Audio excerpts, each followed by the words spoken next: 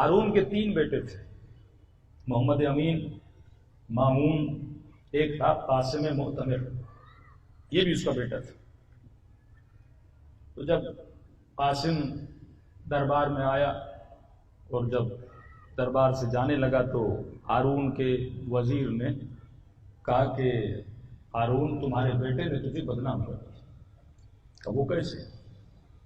کہ اس نے اشرافی گری کو چھوڑ دیا، لفظ کہیں کہ نوابوں کی طرح جینا پھرنا اس نے چھوڑ دیا ہے، یہ سادہ سے کپڑے پہنتا ہے، فقیروں اور غریبوں میں گھومتا ہے، یہ وزیروں میں نہیں بیٹھتا، یہ پولیٹیکل جو ہمارے آپس میں نشستیں ہوتی ہیں اس میں نہیں آتا، یہ حکومت کے کسی حصے میں داخل نہیں ہوتا۔ اس نے کہا اچھا، بیٹے کو بلایا کہ قاسم ادھر آ۔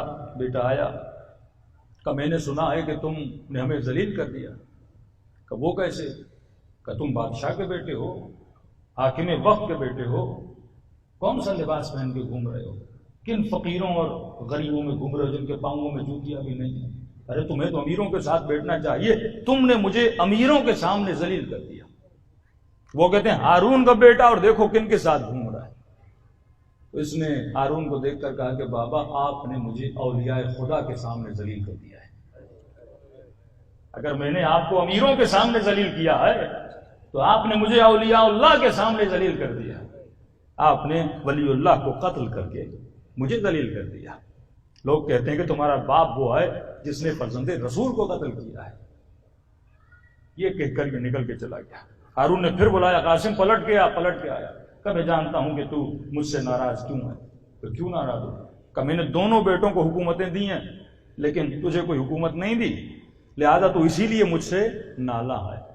اب جیسی سوچ ہے ویسا ہی اپنے بیٹے کو سمجھ رہا ہے کہ میں نے کیونکہ تمہیں حکومت نہیں دی لہذا تبھی مجھ سے نالا ہو اور ناراض ہو۔ تو کوئی بات نہیں، اپنے وزیر کو کہا کہ کل یہ اعلان کرو کہ مصر کی ساری حکومت میں قاسم کو دے رہا ہوں۔ یہ سر جھکا کے چلا گیا، رات کے اندھیرے میں باپ کے دربار کو چھوڑ کے نکل کے بھاگ گیا۔ اس کو بہت ڈھونڈا لیکن کہیں بھی ان کو نہیں ملا۔ یہ بالکل نا امید ہو گئے کہ بیٹا باپ کو چھوڑ کے جا چکا ہے۔ دیکھیے بیٹا کس کا ہے؟ قاتل امام کا بیٹا ہے۔ لیکن جب نظریہ یہ معاد مضبوط ہو جائے، یہ چھوڑنا اتنا آسان نہیں ہے۔ دربار کو چھوڑنا، حکومت کو چھوڑنا، سکوں کو چھوڑنا، مال کو چھوڑنا، جاہ و جلال کو چھوڑنا، یہ ہر کسی کے بس کی بات نہیں ہوتی۔ اب وہاں سے چھوڑ کے یہ سیدھا چلا گیا بصرے میں۔ بصرے میں جناب عبداللہ بصری اس وقت شیعیان اہل بیت کے کرتا درتا تھے، سمجھیں ایک طرح سے لیڈر تھے، رہبر تھے شیعوں کے۔ تو وہ کہتا ہے کہ میں گھر کی دیوار گر گئی تھی اور گھر کی دیوار کو بنانا تھا تو میں لہٰذا کوئی مزدور ڈھونڈنے گیا، اور قاسم جیسے بصرے میں آیا اس نے مزدوری کا کام شروع کر دیا۔ مزدوروں کے بیچ میں بیٹھتا تھا، کوئی بیلچہ لے لیا، اپنا سامان لے لیا، لوگوں کے گھر جا کے بناتا تھا۔ کہتا جیسے بازار میں پہنچا تو میں نے دیکھا کہ ان جوانوں میں ایک جوان ہے جس کا چہرہ بے انتہا نورانی ہے اور جس کی زبان پر ذکر خدا ہے۔ تو میں نے کہا اس جوان کو لے جاتا ہوں۔ بھائی کتنا کام کرو گے؟ اس نے کہا کہ میں آج آپ کا کام کروں گا۔ اجرت کتنی؟ انہوں نے کہا میں آپ کو 1 درہم دوں گا۔ انہوں نے کہا ٹھیک ہے 1 درہم۔ کہا میں تمہیں لے چلتا ہوں، اگر تمہارا کام مجھے پسند آ گیا تو میں کل بھی تمہیں بلانے آؤں گا۔ انہوں نے کہا معذرت کے ساتھ میں صرف ہفتے میں 1 دن کام کرتا ہوں۔ کل نہیں آؤ گے؟ کل نہیں آؤں گا۔ کیوں نہیں آؤ گے؟ کہ 1 دن کا کمانا میرے پورے ہفتے کا گزر و سفر ہو جاتا ہے، پورا ہفتہ مجھے عبادت کرنی پڑتی ہے، پورا ہفتہ میں عبادت میں مشغول رہتا ہوں، میرے کچھ پرسنل ایکٹیویٹیز ہیں، بس میں 1 دن کام کروں گا، پھر اگلے ہفتے اگر بلانا ہو تو میں آپ کے کام پہ آنے کے لیے تیار ہوں۔ یہ پریشان ہو گیا، اتنا نیک جوان اس کو گھر پہ لے گیا اور اس نے کام کرنا شروع کیا۔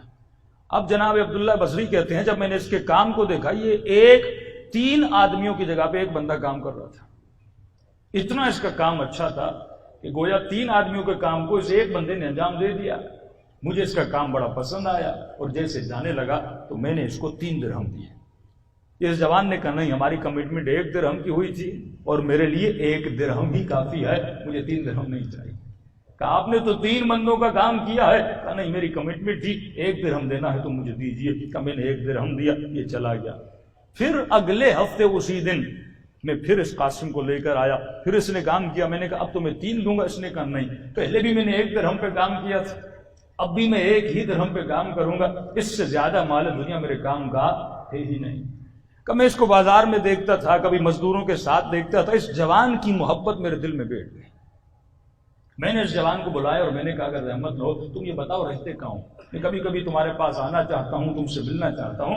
انہوں نے کہا میں اپنی جگہ کسی کو بتاتا نہیں ہوں، لیکن اگر آپ کو مجھ سے ملنا ہے جگہ بتاؤں گا، لیکن بار بار میرے پاس مت آئیے گا، اور اگر دیکھو میں حالت نماز میں ہوں تو مجھے ڈسٹرب مت کریے گا، چلے جائیے گا، کبھی کبھی آ جائیے گا، سلام کر لیجیے گا۔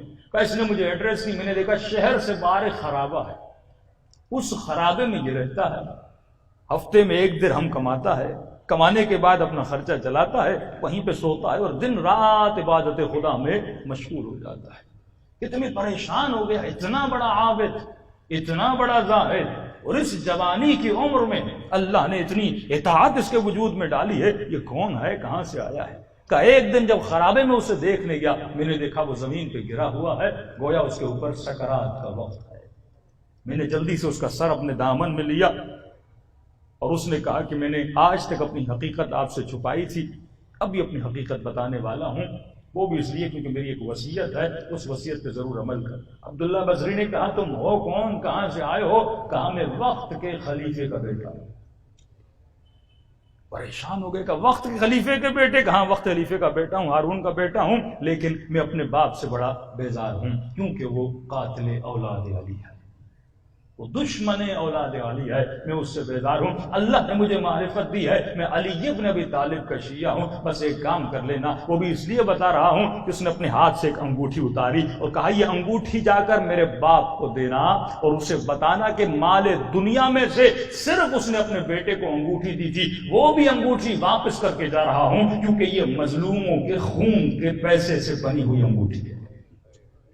یہ انگوٹھی بھی لے کر میں مر نہیں سکتا، یہ جا کر اسے واپس دے دینا اور بتانا اس کا بیٹا مر بھی گیا، اسے دفن کر دیا بھی گیا۔ ایک مرتبہ عبداللہ بصری کو کہا کہ عبداللہ جلدی کرو اور مجھے اٹھاؤ۔ عبداللہ پریشان ہو گئے کہ کیا ہوا؟ کہ جلدی کرو میری کمر کو سیدھا کرو۔ عبداللہ کہتے جیسے میں نے اس کی کمر کو سیدھا کیا، اس کا چہرہ چاند کی طرح چمکنے لگا اور اس نے سینے پہ ہاتھ رکھا اور کہا السلام علیک یا امیر المؤمنین، اے مومنوں کے امیر آپ کا مجھ پہ سلام ہو۔ عبداللہ بصری پریشان ہو گئے کہ مجھے کوئی نظر نہیں آ رہا۔ کہ عبداللہ تجھے نظر نہیں آئیں گے، میرے مولا یہاں پر کھڑے ہیں اور مولا کا وعدہ تھا کہ جس کے دل میں حقیقتاً علی کی محبت ہوگی، جب سکرات کا وقت ہوگا علی اپنی زیارت اسے کراتے ہیں اور علی کی زیارت کر کے اس دنیا سے رخصت ہو جائے گا۔ صلوات پڑھے محمد وعلى